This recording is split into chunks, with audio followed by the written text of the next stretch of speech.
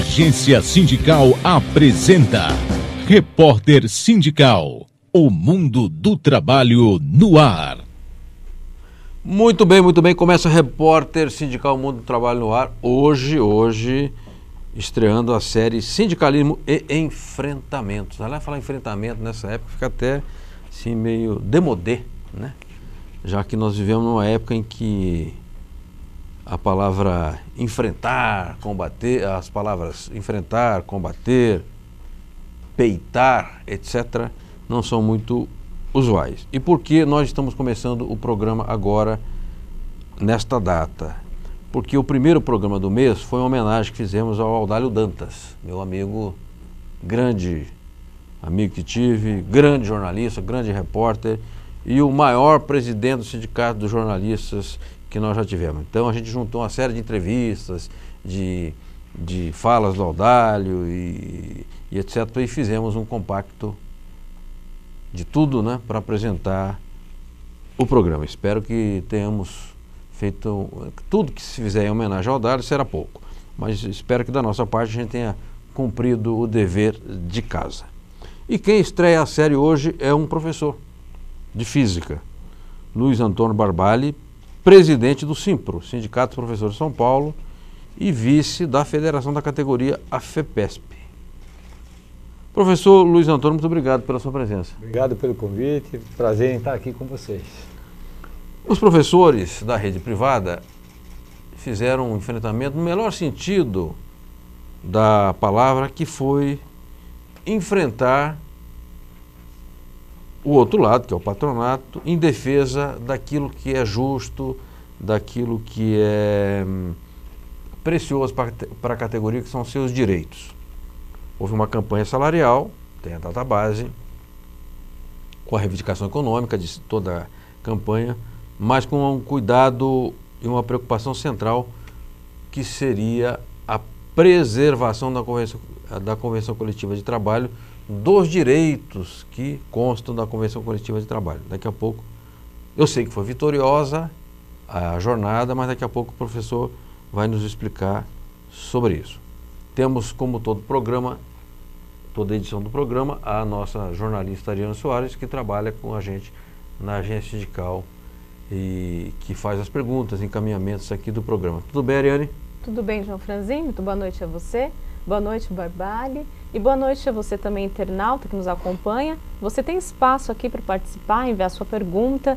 Nós temos alguns caminhos. E se você assiste pelo Facebook, já mande lá o seu questionamento pelo Facebook do João Franzin. Nós estamos no perfil do João Franzin e também pelo perfil da Agência Sindical. Então, você mandando seu comentário, nós já encaminhamos aqui ao nosso entrevistado. Além do Facebook, você também pode adicionar o nosso número no seu WhatsApp. Estamos em São Paulo, 011 97471 9071. 97471 9071. Anote o nosso telefone, mande sua pergunta, participe também do programa. Eu prometo que algum dia eu vou decorar esse número, esse número do WhatsApp. Professor, o que foi a bela jornada dos professores? Como é que vocês pensaram o antes, o durante e o depois? Esse ano nós trabalhamos essencialmente com a ideia de que os índices econômicos eram pequenos. Sim. E o INPC da nossa database, que é 1º de março, é 1,81%. 1,81%. Então, o foco principal não era a questão econômica. Tá. Lógico que a questão econômica é importante, mas deixou de ser a maior relevância nessa campanha. E com o enfrentamento que teríamos que fazer com a reforma trabalhista, essa excrescência de lei que aí está, nós então norteamos a campanha essencialmente para a reprodução da Convenção Coletiva de Trabalho, que vem vigindo já com acertos, com novas questões, há praticamente 20 anos, entre patrões e empregados, professores e auxiliares de administração escolar. Mais ou menos os auxiliares também, mas vou pensar sempre nos professores, mas vale também tudo para os auxiliares de administração que é outro sindicato. Então nós focamos na garantia de nenhum direito a menos, esse foi o mote da nossa campanha, nenhum direito a menos, para que nós fizéssemos esse enfrentamento com os patrões. E ao longo do tempo, ao longo dessa longa jornada, ficou até meio feio aí a questão, mas foi uma longa jornada para chegar hoje e fecharmos a convenção coletiva do ensino básico. Foi um trabalho exaustivo, muito cansativo e muito receptivo da categoria. A categoria entendeu a situação e partiu para o apoio às negociações, permanentemente às negociações. Eu vi pelas fotos, infelizmente não pude acompanhar, estar presente nas assembleias, a gente faz tanta coisa, acaba às vezes não tendo tempo. Seria importante poder acompanhar, até ver o que estava acontecendo ali no momento, mas eu vi lá na Rua Borges Lagoa, ali em frente ao sindicato, muita gente, né? Uma verdadeira multidão, digamos assim, para os padrões da categoria. Depois o ato também que vocês realizaram no MASP, no Vão Livre do MASP, com os estudantes, também foi muito representativo. Um aspecto que eu queria ressaltar da campanha, professor, e eu considero inteligente, que é assim, todo mundo diz que defende a educação, mas isso é mentira, tá? Isso é até a página 10, que na hora do vamos ver, não defende. Portanto, se eu defendo a educação na condição de profissional, que sou remunerado porque sou professor, auxiliar escolar, etc. Também sou dono de escola, portanto tenho interesse econômico no assunto. Sou aluno ou pai de aluno, quer dizer, há um envolvimento da comunidade, da coletividade na questão da educação. Isso é muito abstrato, mas vocês conseguiram fazer nesta campanha sair dessa abstração e ir para o concreto, porque os alunos apoiaram, os pais de alunos apoiaram. Como é que foi o preparativo disso, ou foi uma coisa espontânea? Me parece que é o grande enriquecimento da campanha deste ano. Por quê? Os professores sempre atendem ao chamado, porque sabem, evidentemente, o que podem perder. Mas, dentro das escolas, os professores foram trabalhando essa questão junto ao alunado e, consequentemente, junto aos seus pais. E isso fez com que toda essa base da sociedade que está envolvida com a aprendizagem, está envolvida com a educação, passou a apoiar o movimento. Mesmo porque o movimento, vou repetir, não envolvia neste momento dinheiro em grandes valores. Os percentuais são baixos. Então, me parece que os alunos vêm para uma nova leitura de aprender o que é fazer política, e me parece também, é a percepção que nós temos, que os pais também, que vão ser prejudicados nas suas negociações salariais, também vão entender o que é uma convenção coletiva de trabalho e defender a convenção. Então, foi uma junção assim, o sindicato chama os professores e os professores trabalham junto com os seus companheiros dentro das escolas e junto com o alunado e junto com os familiares. Fez uma coisa muito bonita, ficou do modelo sindical tradicional, é uma novidade, né? Porque normalmente você trabalha com a sua categoria vai, expõe as necessidades da categoria e continua a briga entre nós e os padrões. Mas desta vez houve um envolvimento muito grande, muito forte da sociedade. Como você lembrou agora na sua fala, o ato do MASP é uma representação de professores, alunos, pais de alunos e toda a sociedade que se envolveu com isso. Que bacana, hein? Foi muito bonito, aproveito até para agradecer o apoio que os professores tiveram pelos pais, pelos alunos e essa construção dessa convenção coletiva desse ano.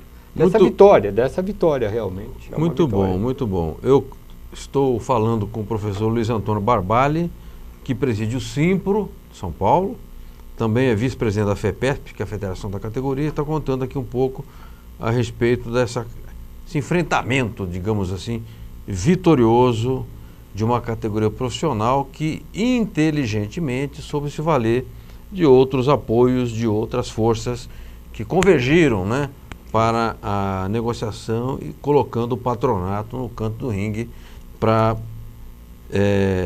negociar a renovação da convenção coletiva e garantir os direitos dos professores e de outros profissionais que integram o segmento, a categoria. O Edu está aí embaixo do braço aí com uma placa, me parece que é a placa das perguntas, é isso, Edu? Então, Ariano Soares, vamos às perguntas ao professor, faça as perguntas difíceis, que ele é professor de física, então, o sujeito da aula de física tem resposta para tudo, tá? Vamos lá então, Seria vamos começar bom. com uma pergunta de um professor.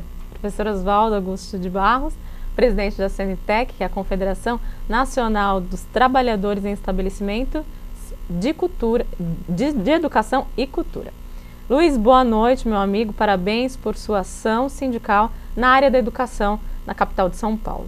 Como a sua entidade enfrentou o desmanche proposto pelos sindicatos patronais nas negociações coletivas de trabalho?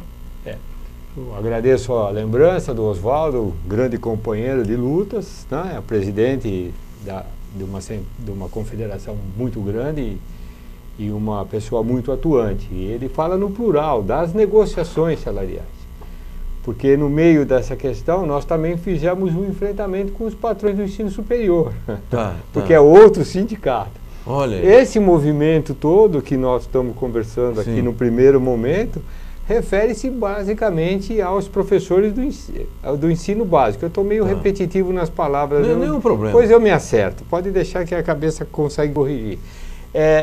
Foram os professores do ensino básico. Todo esse envolvimento acontece com os professores do ensino básico. Mas nós também enfrentamos, e só fechamos agora, outra vez com a database em 1º de março, a Convenção do Ensino Superior. Que aí é Unip, Anhanguera, as grandes escolas. Grandes escolas que tem, PUC, Mackenzie, Embi Morumbi, Unixul, Unicid, todo mundo que está envolvido. Grande, grande um sindicato grande deles. E também estadual, como é o estadual. O enfrentamento foi feito dessa forma. Muita conversa, muita explicação, muita negociação, e no caso do ensino básico, com a comunidade, os professores, toda essa convergência de pessoas ajudando os professores a dizer ao patronal que isso não há necessidade de fazer mudanças. Porque o que eles querem mudar são coisas que, na realidade, é a implementação da lei, né? É uma coisa que, no nosso entender, é absurdo, é querer dividir férias de professores. Como é isso, hein? Então, porque o professor, sistematicamente, ele tem tido férias sempre no mês 7. Sim, sim. E coletivas, e nos 30 dias. Porque ele pode trabalhar em uma ou duas escolas, ele pode trabalhar em outras redes de ensino, não é? Então, normalmente, as férias são nesse momento. Aí, ele realmente... eles queriam dividir as férias, como a nova legislação permite, em 3 vezes. O professor correria o risco de ficar sem férias. Porque eu trabalhava aqui, trabalhava acolá, e aí ele acaba ficando sem férias. E o aluno? O aluno pode dividir férias? O aluno também tem que descansar para aprender. Sim. Bacana. Tá bom? Bom, me avisa aí o Edu que temos agora o Fala Diap. Deixa eu dizer, temos alguns correspondentes. Um deles é nada mais nada menos que o Antônio Augusto de Queiroz, Toninho do Diap. Elas falei hoje com o Toninho, fazia uns 2 meses que eu falava com ele. Mandar um abraço ao Toninho, grande cara. E ele está mandando uma mensagem aqui, ele comenta o método adotado pelo mercado e setores do governo de impedir o debate, de rever as perversidades aos trabalhadores e evitar derrotas do governo. Antes do Toninho falar, deixa eu registrar o seguinte: o governo brasileiro, o governo vagabundo que aí está, lixo, o pior governo da história brasileira, conseguiu enfiar o nosso país na lista suja do trabalho da OIT. Quer dizer, além de todas as patifarias do Temer, ele conseguiu queimar o nosso filme na OIT. E eu entrevistei o Rubens Fernandes, diretor do Sintoresp. Antes havia entrevistado o Calixto Ramos, que foi quem representou o Brasil na entidade. E lá na 107ª conferência, a respeito dessa questão exatamente da lei trabalhista que está falando agora o Toninho, quer dizer, tá aqui, comenta o método adotado pelo mercado e setor do governo de impedir o debate, de rever as perversidades. O Ciro esteve na Força Sindical e reafirmou, vai revogar a lei trabalhista. E é isso que nós queremos, revogar essa lei que dinamitou a CLT. Mas vamos ver o que o Toninho tem a dizer.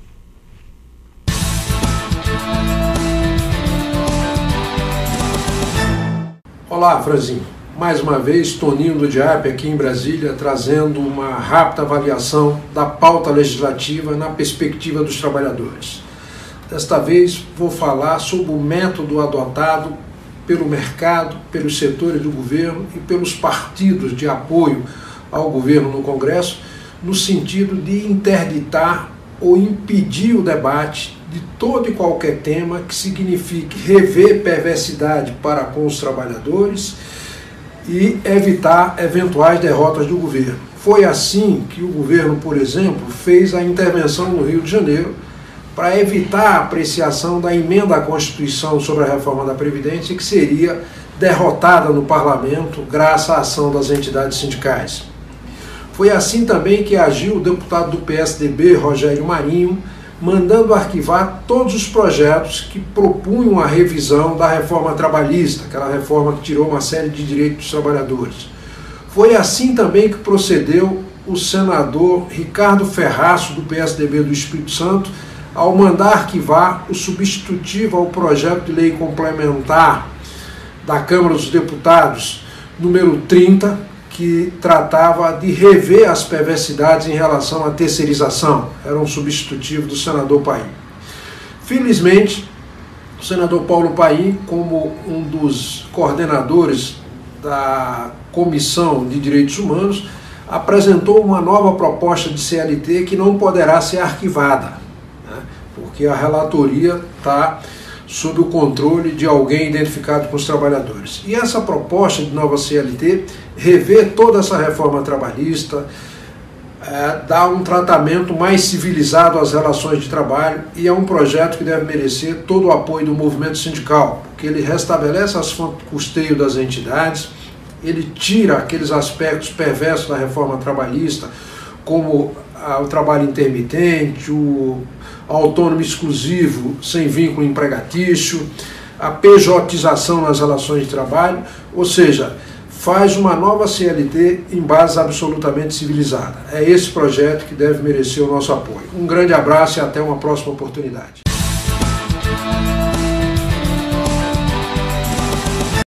Muito bem, voltamos com o repórter sindical Mundo do Trabalho no ar hoje com o professor Luiz Antônio Barbali, que preside o Simpro São Paulo e é vice da FEPESP, a federação da categoria. Professor, nós estamos falando aqui dos enfrentamentos que estão ocorrendo na sociedade legítimos. O enfrentamento no legítimo na defesa legítima dos interesses de uma categoria ou de uma corporação, no caso, os professores e demais trabalhadores da rede privada de ensino. Muito bem.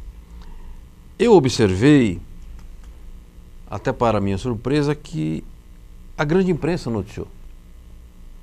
Como é que vocês furaram essa retranca da mídia?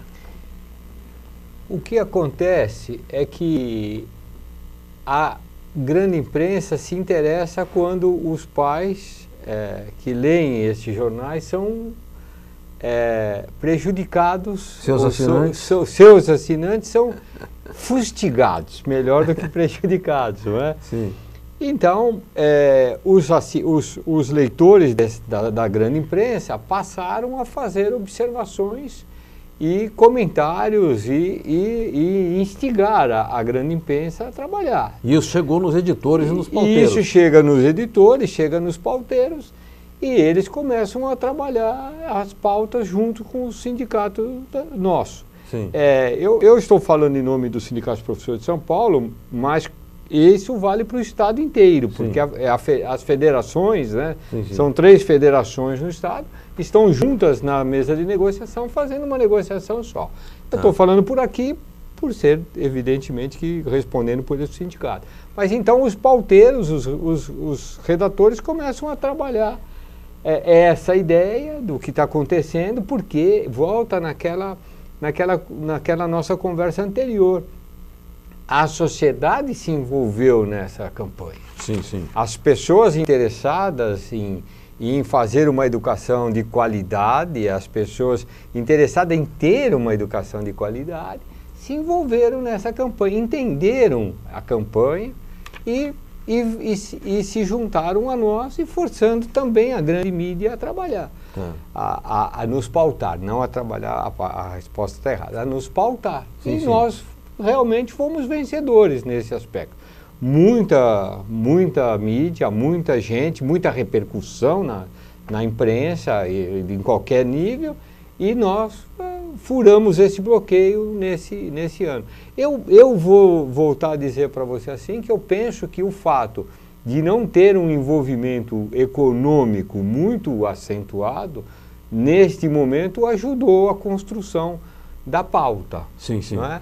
Isso me parece algo de extrema importância, porque se fosse um reajuste de uma inflação alta, não sei se todo mundo concordaria, porque as pessoas que também têm seus acordos, suas convenções, nem sempre atingiriam o mesmo patamar que nós estávamos reivindicando. Perfeito. Mas dessa vez, com inflação mais baixa, mais controlada, não é? Nós conseguimos fazer com que todo mundo se envolvesse, inclusive a grande mídia. Ou seja, tendo em vista que a inflação está baixa, oficialmente baixa, aquilo que é direito e conquista acabou tendo uma relevância.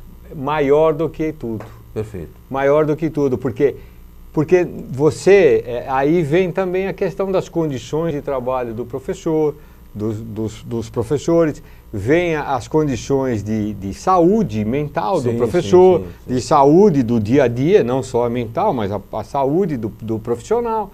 Então, a convenção, ela faz com que muitas coisas são permeáveis no trabalho do dia a dia. Tá. Como, não só nossa, como todas as outras. Não é? Sim, sim. E aí, com isso, essa defesa acaba sendo muito maior do que qualquer coisa. É lógico que uma vez assinada a convenção e tudo, eu posso até imaginar que a gente poderia nem ter aumento em troca da convenção. Né? É lógico que não é verdade, né? Nós temos que ter o nosso reajuste para manter nosso poder de compra.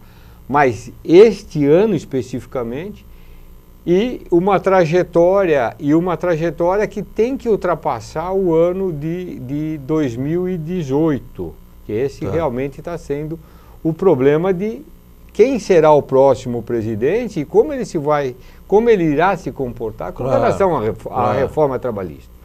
Esse é um problema sério para todo o movimento sindical. Sim, sim. Não é? Porque se nós não atravessarmos esse período, se começar a perder agora, o que virá depois será draconiano para todo mundo. Perfeito. Professor Luiz Antônio Barbalho, eu vou passar perguntas à nossa Ariane Soares. Ariane, por gentileza, encaminhe perguntas. Hoje, lembrando, estamos iniciando aqui no mês de junho, um pouco tardiamente, a série Sindicalismo e Enfrentamentos.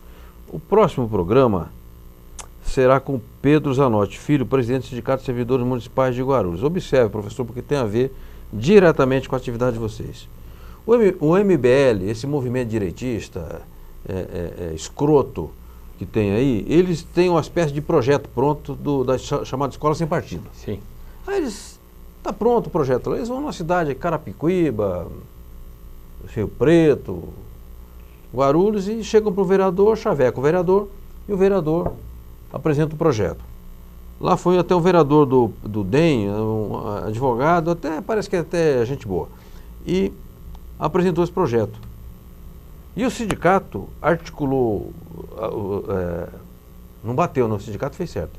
Em vez de bater agressivamente, o PSTU diz assim: o senhor, que é um homem esclarecido, advogado, sabe que o projeto é inconstitucional, o senhor está moralmente obrigado a retirar o seu projeto.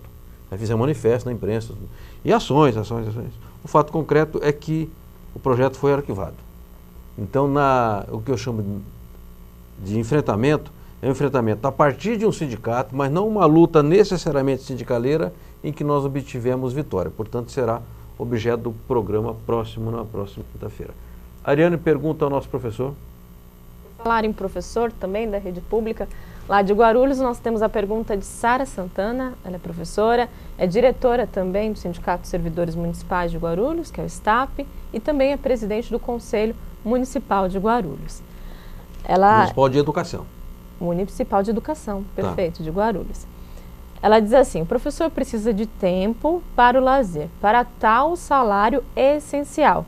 Mas não só o salário, respeito à ideia de que o professor é um ser humano e, portanto, precisa descansar, se divertir, dormir deve ser cultivada. As escolas de elite pagam bem, mas a qual preço? Muitos professores que dão aula nessas escolas gastam fortunas com tratamentos de saúde, entre outras coisas. Olhar para a saúde mental e humana do professor é essencial. Quais ações são planejadas pelo sindicato nesse sentido? Interessante. Boa pergunta. Bonita pergunta. O sindicato, vou também adicionar uma questão nessa sua fala do projeto da Escola Sem Partido em Guarulhos. Os dirigentes sindicais do Sindicato dos Professores de Guarulhos, que representam os professores da rede particular de Guarulhos, também foram agredidos fisicamente na primeira das audiências em Guarulhos. Pela Guarda Municipal. Pela Guarda, isso. Por um pelotão da Guarda Municipal. Eles também foram agredidos e houve agressão mesmo física, verdade, não só verbal, mas física também nos dirigentes sindicais dos sindicatos de professores de Guarulhos. Correto, que também, só para constar que foi uma operação dos trabalhadores conjunta para a retirada do projeto. Né? E este programa passou em Guarulhos, isso, na TV comunitária, sábado. Então, é isso mesmo que foi. Realmente, o que é que acontece com o professor? O professor, quando ele entra na sala de aula, no primeiro dia de aula do semestre, ele só sai da sua atividade no último dia do semestre. Porque sábado, domingo, feriado, ele tem correção de prova, preparação de provas, leitura de projetos, preparação de projetos. Então, a atividade dele é uma atividade não é descontínua, os 4, 5, 6 meses, 6 meses não, mas 4, 5 meses inteiros sem descanso. Então, nós temos 2 períodos de descanso, que são as férias, geralmente no meio do ano, já falei, e o recesso ao final do ano, que tem mais 30 dias, que é para produção do ócio produtivo, né? Vai ao ócio produtivo, porque tem que descansar para produzir, senão não produz. Não tem como produzir novos trabalhos se você não tiver tempo para ler, para pesquisar, para estudar. O sindicato tem se preocupado permanentemente com a saúde do professor. Nós temos trabalhado nesse sentido, nós temos um trabalho, eu vou falar, mas preocupações ainda não chegaram na área física e mental. Isso ainda nós trabalhamos, mas não chegamos a isso. Mas nós temos lá um grande trabalho de fonoaudiologia. Aliás, eu já entrevistei a profissional. A Fabiana. Fabiana. Exatamente, você já a trouxe aqui, já entrevistou. É um excelente trabalho, aliás, ela está nos Estados Unidos apresentando o trabalho em nome do Simples São Paulo. Bacana, que bacana. É isso mesmo. E ela tem trabalhado a parte de descanso da voz, que é o nosso instrumento de trabalho. Que é uma preocupação que nós já tivemos há um tempo e que tem dado certo e tem trazido bons resultados aos professores. Evidentemente que as outras partes ainda a gente não conseguiu avançar, porque são partes que requer altos investimentos e muito tempo para se chegar a uma resposta.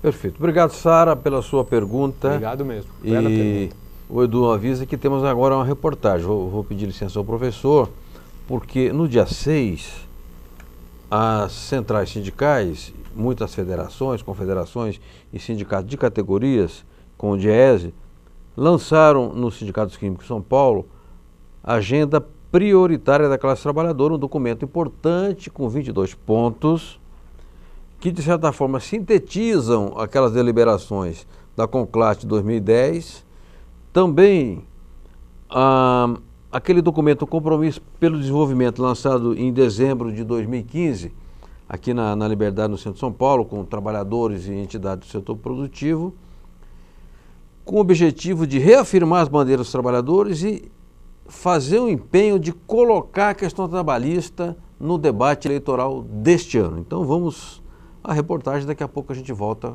para falar sobre o Simpro São Paulo. Eu queria saber do professor Barballi quais eram os 4 ou 5 itens da convenção coletiva mais ameaçados antes do acordo coletivo. Vamos lá? O Sindicato dos Químicos de São Paulo recebeu no dia 6 de junho sindicalistas ligados às centrais CUT, Força Sindical, UGT, CTB, Nova Central, CSB e Intersindical.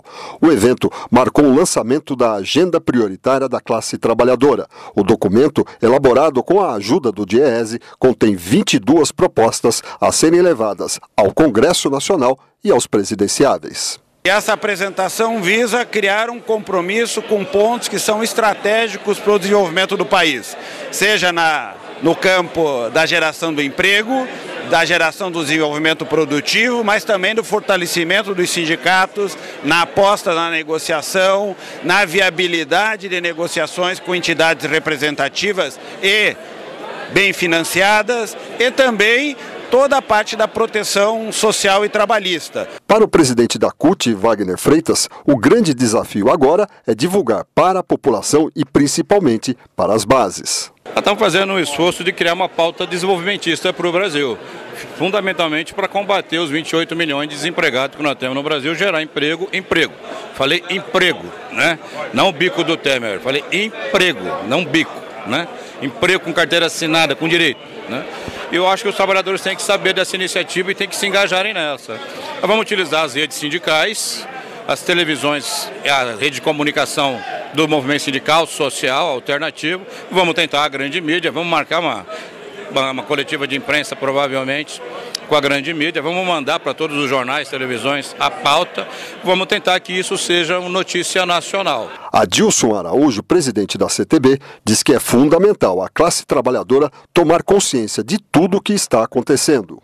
A agenda prioritária da classe trabalhadora é um confronto a essa visão neoliberal que vem prevalecendo. A ruptura democrática impôs uma agenda extremamente regressiva. Portanto, compete às centrais sindicais, ao movimento sindical, ao movimento social, dar curso a uma nova ordem política.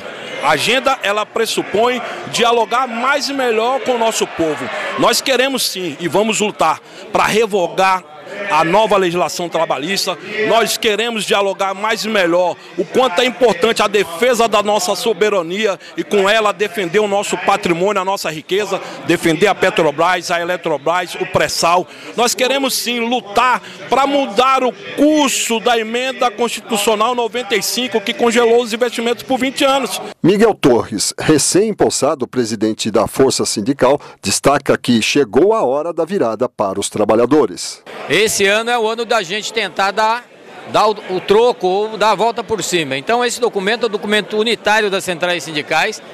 Nesse ano eleitoral vamos estar levando esse documento para todos os candidatos, não só executivo, mas legislativo, e pedindo o comprometimento com ele. É um documento que é para o desenvolvimento do país, para a geração de emprego, para que o país volte a crescer, volte a dar tranquilidade à sua população. Muito bem, esta pauta, este documento, esta agenda será entregue amanhã ao presidente Luiz Inácio Lula da Silva, preso, a meu ver, injustamente, em Curitiba. O Wagner Freitas, presidente da CUT, e me parece que a senadora Gleice farão a entrega do documento ao Lula. E vamos ver o que desdobramento isso terá, né? O Lula, sempre muito inteligente, muito atilado, certamente fará observações interessantes e pertinentes a respeito do documento. Professor Luiz Antônio Barballi, eu havia lhe perguntado quais eram os pontos mais, digamos, importantes que estavam ameaçados antes da assinatura da convenção coletiva. Eu já me referi aí no começo do programa à divisão das férias. Certo. Então, outra vez, repetindo, aplicar a lei da reforma trabalhista, essa lei outra vez draconiana da reforma trabalhista, e dividir férias de professores. Isso é uma coisa, do ponto de vista nosso, muito ruim, e do ponto de vista da aprendizagem também muito ruim, porque o aluno precisa descansar também para poder entender o que vai passar para frente, a continuidade do seu conhecimento. Outra coisa que eles queriam tirar nessa questão, e é uma coisa muito importante, é o recesso do fim do ano. O nosso recesso são 30 dias corridos, e eles alegam que só podem dar 20 dias. Tá. Qual é a alegação básica disso aí? A alegação básica é que o governo passou o ano letivo para 200 dias letivos. Tá. Isso é uma verdade. Só que isso aconteceu em 1997. Tá. Eu acho que em 2018 não tem muito cabimento querer dizer que houve uma modificação no número de dias letivos. Faz 21 anos. Faz 21 anos que isso aconteceu e veio agora como uma novidade na mesa de negociações. Outra coisa que o professor tem é o direito de ter 2 filhos estudando na escola que ele trabalha. É um direito garantido pela Convenção Coletiva de Trabalho. E não paga para estudar? Não paga para estudar. É como se fosse um bolsista, é como se fosse um bolsista, exatamente. Não paga para estudar e é um direito que o professor tem. Que ele pode usar ou não, né? Nem todos usam, nem todos têm 2 filhos, várias coisas que implicam nisso aí. E eles queriam que isso ficasse reduzido a 1 filho. Olha. Isso. Então, uma coisa que nós sempre falamos, né, que o fato de nós levarmos os nossos filhos estudar nas escolas que nós trabalhamos é uma referência para a escola, que é o que nós confiamos no trabalho da escola, não é? E por isso que nós levamos ali. Se nós não confiássemos, nós levaríamos em outro estabelecimento. Tá, claro. Então isso é uma outra coisa que também eles pegaram. Tem uma outra cláusula para nós, que é de extrema importância, porque o professor ele só consegue arrumar emprego no começo do ano ou no começo ou em agosto, ou em fevereiro, ou em agosto. Tá. Então nós temos... É por semestre, né? Por semestre, isso. Então nós temos uma cláusula que se o professor for demitido no meio do semestre, ele faz jus, por exemplo. Ele faz jus a receber até o final do semestre. Tá. Isso é uma cláusula nossa. Para isso, ele tem que ter uma experiência, uma experimentação dentro da escola de 22 meses. Então, a partir de 22 meses, ele faz jus a esse benefício. Eles queriam passar 60 meses. 5 anos testando uma pessoa para ver se ela funciona na escola ou não. Sim. O que me deixa sempre pensativo nessa questão é que nenhuma delas envolve ganhos econômicos para as escolas. Sim, mas na prática a precarização... É exatamente isso que é o choque. Precariza, né? Precariza. Se ele falasse que queria cortar a cesta básica, você faz a conta. Sim. Ele vai ganhar porque corta a cesta básica. Mas a partir do momento que ele corta coisas que precarizam a nossa qualidade de trabalho, é simplesmente querer pegar a reforma trabalhista e impor a gente de uma forma muito contundente. E aí isso levantou os ânimos do professorado. Isso levanta os ânimos do professorado, que sabem as coisas que vão perder, até a própria pergunta da professora anterior, da Sara, que fala da necessidade da saúde do professor. Sim. Outra vez, levanta os ânimos e contagia a população que vem a nosso favor. Perfeito. Eu peço licença ao professor Luiz Antônio Barballi, do Simpros São Paulo, vice da FEPESP, que hoje abre a série Sindicalismo e Enfrentamentos, falando da bela vitória obtida pelos professores da rede privada do Estado de São Paulo, evidentemente uma vitória construída com critério, com método, com objetivos e basicamente e principalmente com envolvimento é uma mobilização da base e aí envolvimento de outros setores, como pais, alunos, etc. Tudo isso, digamos, foi acrescentando força e energia à mobilização. É uma experiência vitoriosa que precisa ser entendida e repercutida, sobretudo numa época em que os trabalhadores são muito agredidos pela lei trabalhista, que entrou em vigor em novembro, mas também as agressões já haviam começado com a lei da terceirização, que permite terceirizar a atividade fim. Aliás, já quase não se fala mais nisso, mas ela está fazendo um estrago enorme em muitas categorias profissionais. Perfeitamente. Depois eu vou perguntar como é que isso é no professorado da área privada. O Edu nos avisa que tem um intervalo da UGT, vamos à mensagem da União Geral dos Trabalhadores e voltamos já já.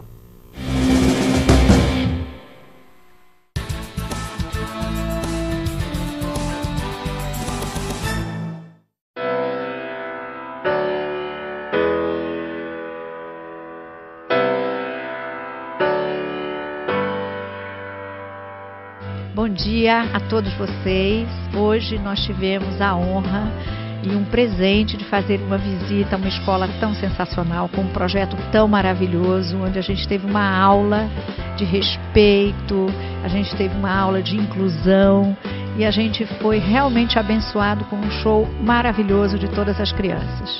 Nós representamos o Carrefour e para nós será uma honra poder fazer algumas atividades com vocês e ajudar naquilo que for possível, porque a gente não tem dúvida que é isso que vai mudar o país em que a gente vive. Agora eu vou passar para a Karina, que também trabalha com a gente. Pois é, como a Silvia falou, é um prazer, uma alegria poder ter passado essa manhã aqui compartilhando a experiência das crianças, dos jovens. E que bom saber que tem um time que está dedicado a transformar a vida das crianças e dos adolescentes. De fato, a gente só muda o mundo e só muda o país se a gente estiver junto. Por isso que o Carrefour quer e se comprometer em estar junto no que for possível para fazer com que essa escola, com que esse movimento se perpetue.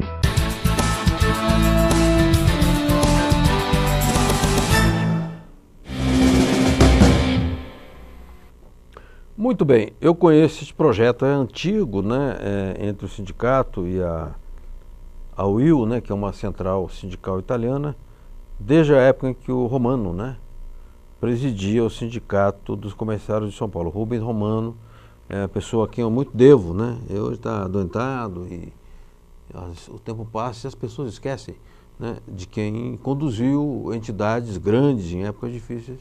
Então, que fazer homenagem. Eu me lembrei agora do Romano, que hoje vive lá mais ou menos recluso em Atibaia, e mandar um abraço. Não sei se ele vai nos assistir, nos acompanhar, mas de todo modo vai o meu abraço e o meu agradecimento ao Romano, que nós sempre nos tratamos com respeito, com educação, e ele era um sujeito muito bacana de conviver.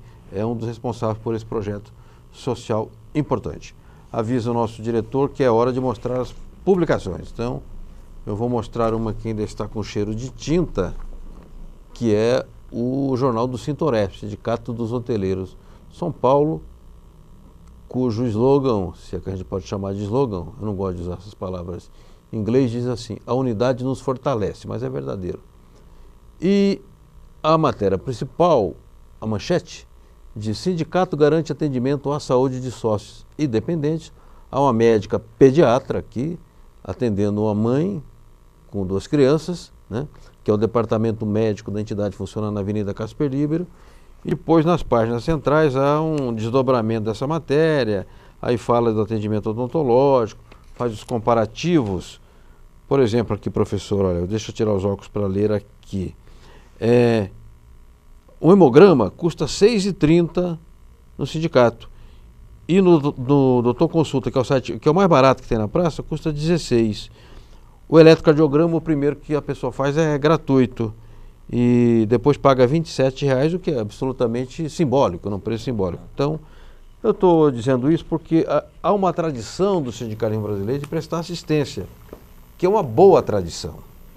E na medida em que o governo, o patronato e o capital, e tudo que não presta junto, esse povo se uniu e acabou com o imposto sindical com o custeio, colocou sob ameaça esse tipo de assistência. Foram 116 mil atendimentos no ano passado.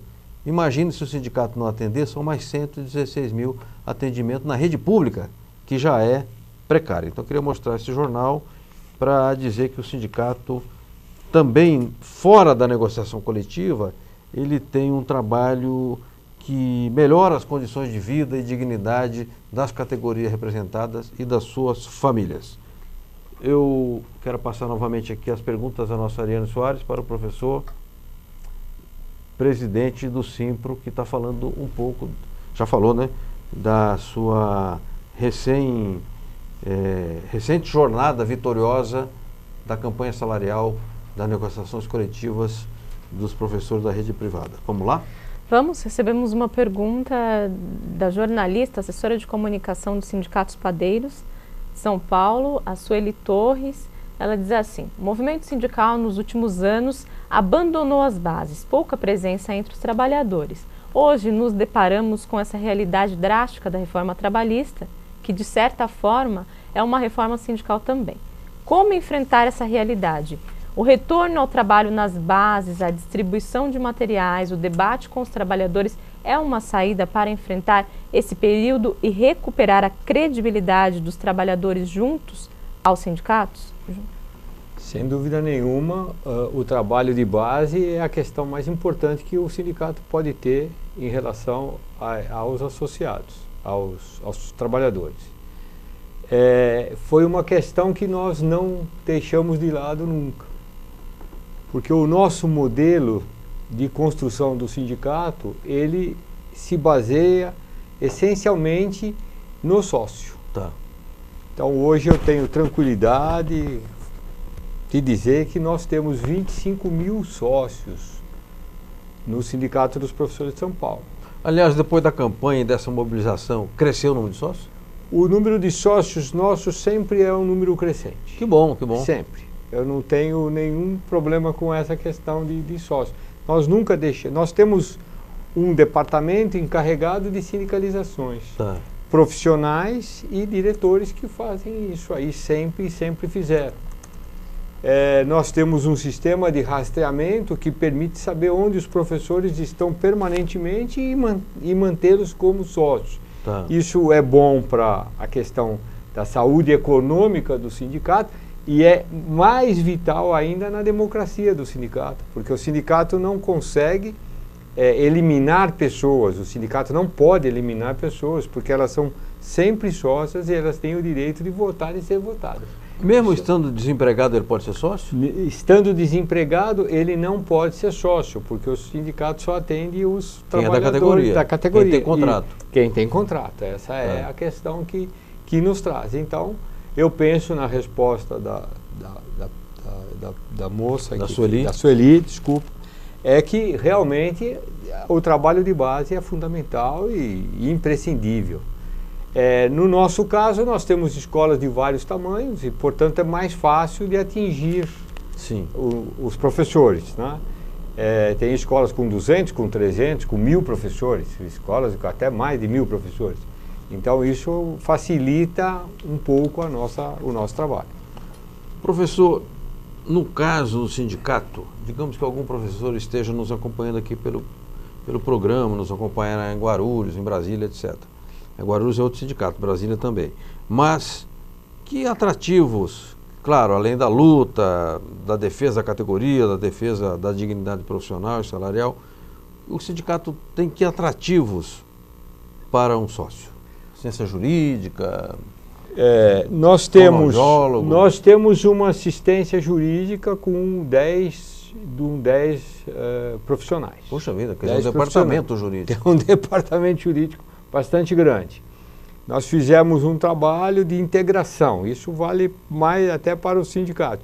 Nós temos uma integração entre o setor de homologação e o departamento jurídico.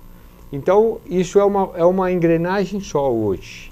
Os advogados fazem as homologações e depois eles levam o processo necessário para o jurídico. Caso a quitação não tenha sido plena, caso a quitação não tenha sido plena, caso tenha coisas a receber no passado, tudo isso aí para o sócio. Mas é inteligente essa forma que vocês encontraram. Por quê? Porque eu não preciso passar do departamento de homologações para depois pegar uma fichinha, uma senha para o jurídico. Não, é uma coisa só. Então, isso é uma coisa só. Então, nós conseguimos essa questão para os nossos sócios. Tem um departamento previdenciário que hoje já o Instituto já fez a nossa digitalização. Tá. Então, o nosso departamento previdenciário está ligado diretamente ao Instituto do INSS para fazer a aposentadoria hoje de professores. Nós fazemos isso já vem há anos sendo feito. Mas isso requer um credenciamento? Como é que é? É um credenciamento junto ao INSS, que nós temos já há muito tempo. E agora, como ele passou a digitalizar os processos, ele já fez um piloto junto com o Simples São Paulo. Então, nós estamos trabalhando já na digitalização. Hoje, chega lá, já manda tudo para o Instituto, não precisa ir ao Instituto mais. E o Instituto dá a resposta imediatamente da aposentadoria. O sindicato cobra por esse serviço? Não, o sindicato não cobra por esse serviço. Nenhum serviço é cobrado. Perfeito, perfeito. E no caso da ciência jurídica, é só para sócios ou para toda a categoria? Sempre só para os sócios. Tá. O sindicato, para todo mundo, faz a convenção coletiva. Tá. Que é a norma geral. Que é a norma geral. E eu acho que isso tem que ficar claro aos sindicatos. Os sindicatos não podem imaginar que só vão atender sócios. Porque se ele só imaginar que vai atender sócios na convenção coletiva, ele perde a chance de trazer os outros, que não são sócios. Isso é uma discussão outra dentro do movimento sindical. Só farei para sócios. Não, tem que fazer para todo mundo e conquistar as pessoas para vir para cá. Perfeito. Ariano Soares, tem mais perguntas ao professor? Temos. Luiz Antônio Barbalho, professor, presidente do Simpro-SP, vice-presidente da Federação da Categoria, a FEPESP. Aliás, a FEPESP, o presidente é o Celso Napolitano. Celso Napolitano, sim. O professor de matemática financeira da Fundação Getúlio Vargas. Matemática financeira é só para os fortes, tá? Não é para qualquer um, não. Vamos lá, pergunta ao professor. Como o nosso tempo é curto, vamos já encaminhar duas perguntas de dois jornalistas. Vamos voltar a esse assunto aí da mobilização. A primeira pergunta do jornalista Marcos Verlaine, do DIAP, Departamento Intersindical de Assessoria Parlamentar. Ele pergunta ele queria que o senhor destrinchasse a agenda do enfrentamento, mas a gente já falou um pouco sobre isso. Ele quer saber quais os desdobramentos da paralisação. Temos também uma pergunta do jornalista Val Gomes, que é da CNTM, Confederação Nacional dos Trabalhadores Metalúrgicos. Ele quer saber também quais foram os meios de comunicação sindical utilizados durante a mobilização. Bacana. Então, os desdobramentos da convenção, pós-convenção, é uma reestruturação total na forma de ligar também a base. O delegado sindical, nós temos direito por convenção a delegados sindicais. Então agora nós vamos fazer o novo conselho de delegados sindicais, aumentar o número de delegados sindicais para fazer o enfrentamento já no segundo semestre, que vai gerar o 1º de março de 2019. Isso nós não temos nenhuma dúvida que nós temos que aumentar o número de pessoas que se comunicam diretamente e rapidamente com o sindicato. Na questão das mídias, que eu entendi se era a segunda parte da pergunta... Do Val Gomes, aí outro jornalista. Isso, o outro jornalista. Nós usamos primeiro o nosso boletim semanal. Nós temos um banco hoje de 100 mil e-mails emitidos toda sexta-feira. Puxa vida. 100 mil e-mails que nós emitimos para todo mundo que está interessado e que se cadastrou ao longo desses anos.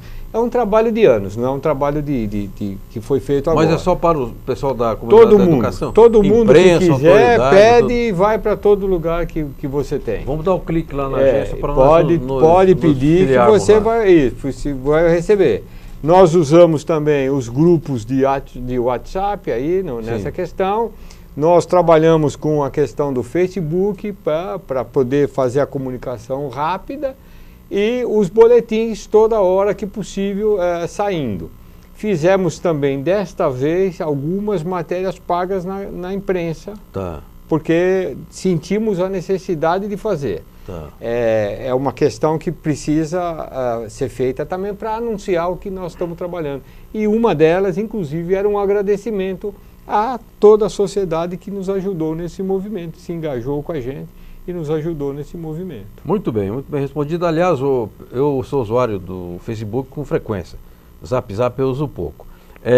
E vi lá, o sindicato foi muito ativo na campanha utilizando o WhatsApp. Eu parabenizo os profissionais, meus colegas, né, que atuam nessa área, que bem utilizaram essa ferramenta importante na comunicação, na moderna comunicação. O boletim impresso é importante, um jornal como este que eu mostrei também é importante, mas a gente precisa aprender, né, eu falo isso porque eu sou de uma geração anterior à revolução tecnológica TI, nós precisamos aprender a utilizar com eficácia este novo instrumento que a gente tem e às vezes é um custo bem singelo e com alta relação custo-benefício. Professor, nós temos um momento aqui que ele é histórico, o senhor professor certamente gostará. No dia 1º de junho de 2010 eu estava lá no Pacaembu, estava um frio desgraçado, uma garoa, e eu entrevistei lá umas 30 pessoas naquele dia. Eu ainda tinha a garganta na época para fazer isso. E um dos entrevistados foi o Magri, meu amigo Antônio Rogério Magri, que falou um pouco da Conclade. Vamos lá, o que será que o Magri falou? Não lembro mais, vamos ver? Arquivo Sindical, a história vivida do sindicalismo brasileiro. Antônio Rogério Magri, sindicalista, histórico dos eletricitários, ex-ministro do Trabalho e da Previdência, esteve lá na Praia Grande em 81, na Conclate. Ô Magri, era diferente fazer uma conferência com milhares de trabalhadores naquela época, quando o Brasil vivia sob ditadura, não é? Bom, claro, e você, Franzinho, que é um conhecedor da história, sabe bem disso. Eu estava aqui olhando agora e apreciando essa unidade na luta entre Força, CUT, CGTB. Eu acho isso um avanço do movimento sindical, um avanço da capacidade do trabalhador de entender os momentos históricos que ele está vivendo. Naquela época era... Olha, eu peço desculpa aos que estão nos acompanhando e também tem eco agora aqui no estúdio, porque na verdade você captava o barulho do palanque, mas não captava a mensagem do Magri. Vamos ver o que aconteceu, né? Porque nós já exibimos essa matéria aqui anteriormente, ela estava com áudio perfeito, ver o que aconteceu. Eu tenho muita dificuldade para trabalhar com a ideia do erro. Mas é assim, né? Mas o Karl Popper diz que o erro é a base da ciência. Vamos dar um voto de credibilidade ao Karl Popper, o filósofo. Professor Luiz Antônio, eu quero agradecer, já estamos finalmente então, né? A sua presença aqui ao programa, parabenizar mais uma vez o Simpro pela forma inteligente como conduziu a campanha. E você é um sindicalista experiente, vivido. Qual foi a grande alegria que te trouxe esse enfrentamento vitorioso? Olha, a grande alegria é saber que é possível pensar e é possível resolver a contento as coisas para a categoria que você trabalha. Certo. Essa foi a grande alegria. E a grande alegria maior mesmo, e isso é uma coisa que nós vamos ter que trabalhar, é esse envolvimento de toda a sociedade junto aos professores, pelo trabalho dos professores e pela qualidade da educação. Foi um momento realmente vitorioso. Eu aproveito também para agradecer o convite generoso que você fez e poder ter transmitido aos professores e a todos nós sindicalistas esse momento que nós vivemos de grande valia para os professores de São Paulo. Professor, mais um minuto, peço mais um minuto para a gente abordar o seguinte. Nós vamos começar a campanha eleitoral. Bolsonaro, Ciro, Marina, não sei quem do PT, Geraldo Alckmin. Como é que vocês estão pensando em introduzir a questão da educação e do professorado no debate eleitoral. Vocês já pensaram nisso? Nós estamos trabalhando junto à nossa confederação nesse assunto, para mais ou menos como esta entrevista que nós trouxemos dos 22 pontos da trabalhista, nós conseguimos os pontos que nós deveremos levar para os candidatos, para que o próximo presidente siga essencialmente aquilo que nós precisamos. Um dos grandes problemas que nós temos hoje é a questão da reforma do ensino médio, que pegou todo mundo numa situação muito delicada e vai causar sérias consequências aos professores e aos alunos. Perfeito. Professor, muito obrigado. Eu só quero aqui, por fim, nós citamos um episódio que houve em Guarulhos, em que, no combate a um projeto errado, que é o projeto Lei da Mordaça, do MBL, o Escola Sem Partido, guardas agrediram professores e manifestantes. Eu quero dizer que não foi a corporação da Guarda Municipal. Eu conheço vários guardas, sou amigo do Leandro, sou amigo do Glicério, sou amigo do Célio Cruz e de tantos guardas de Guarulhos que trabalham seriamente. Na verdade, se tentou lá, por uma razão qualquer, o Gilvan, acho que cometeu um erro, o atual secretário, montou lá uma espécie de pelotão de elite, essas coisas me até arrepiam, que lembra a SS, da guarda. Aí ele se sente cheio de autoridade, chegando, quer enquadrar, dando porrada. Não é assim que se resolve a questão da demanda trabalhista, das lutas sociais. Portanto, quando um soldado comete um exagero e uma violência, é preciso perguntar quem mandou ele fazer. Porque o soldado, eu servi exército, né? O reco da infantaria, ou seja, um gambé, um soldadinho de rua aí, ele sempre age a mando de. Então é preciso identificar o comando. O erro foi do comando, portanto, queria fazer esse esclarecimento, que os guardas são trabalhadores. Aliás, estão há 7 anos buscando as promoções salariais lá na Prefeitura de Guarulhos e essas promoções não vêm. Então, feito o esclarecimento, agradeço o nosso José, deixa eu ler o nome correto aqui, Luiz Antônio Barbali. Olha, você vai ficando velho, começa a esquecer as coisas assim, isso é preocupante, hein? Professor de Física, presidente do Simpro, vice-presidente da FEPESP e que pilotou uma jornada vitoriosa, importante dos professores. Obrigado a todos e a todas e até quinta-feira que vem com um novo Repórter Sindical. Okay.